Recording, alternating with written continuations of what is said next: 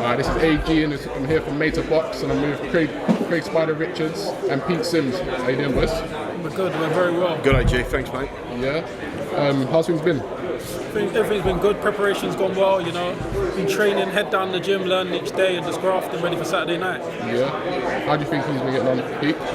Do you know what? I've just done an interview just now, you know, and since the BIVOL fight, he's turned and and I've had to we've had to sit down and have a long talk, but he's had to, turn from like that spider that like, people want to tread on and brush aside, to a venomous motherfucking tarantula.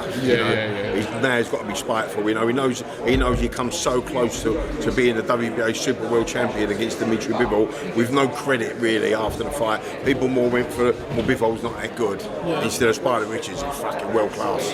This kid is something else. This kid's going to be a great fighter. So we've learnt from that. We've took that on board.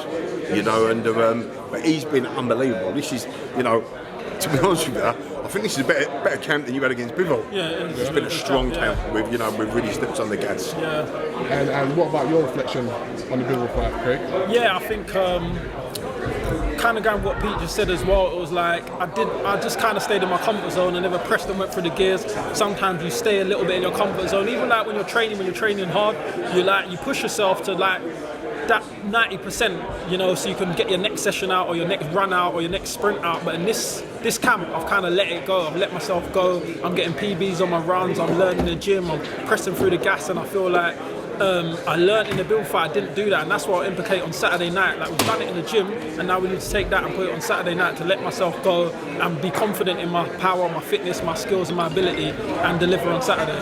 Yeah, okay. And then you got a big fight on Saturday. Polish guy MATJA.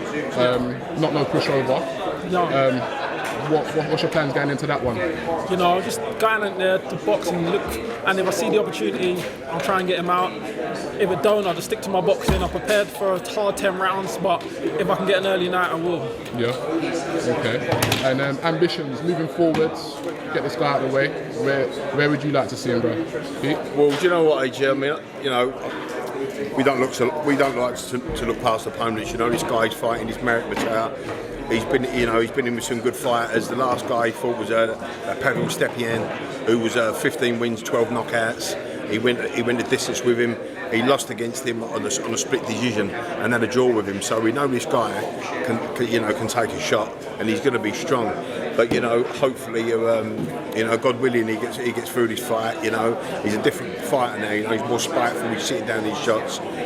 Looking past it, I want to go for him to fight Baldalik, who just won the European title against Igor Michalani, and then or to fight Dominic Bozell, who's the fight that we tried to make before Bivol for the IBO world title. He just beat Robin Krasniqi in a return fight.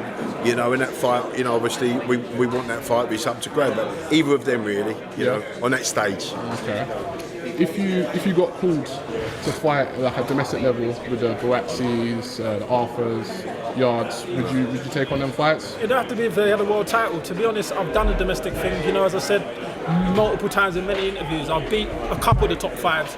The guys that I've beat who was top five ain't top five anymore because I've beat them. So if I beat another top five, would I get the credit? I didn't get the credit before. So I've done it multiple times, didn't get the credit before. So would you be biting at the bit to do it one more time? You got nothing to gain, they've got nothing to give me. So for me, it's all about self-achievements now. We've got goals and aspirations we want to win. We want to win belts, we want to be world champion, we want to unify. So if we've got to unify or win a world title off of any guy in Britain, if it has to be them, it has to be them. But in terms of looking at them as an opponent just for a crowd pleaser, we're not really interested in that. We're here to make statements, make belts, and keep pushing forward. We're not interested in this guy's name, that guy's name. We want to achieve what we've got, our own goals and aspirations. We're not part of someone else's plans and paths. We've got our own path and plans. And staying on that, there's a big fight December the 4th, Arthur and Yard, the rematch. What's your thoughts on that? I think it's a tremendous fight, and I think they've got a lot of needle now, so it'll be more interesting than the first one.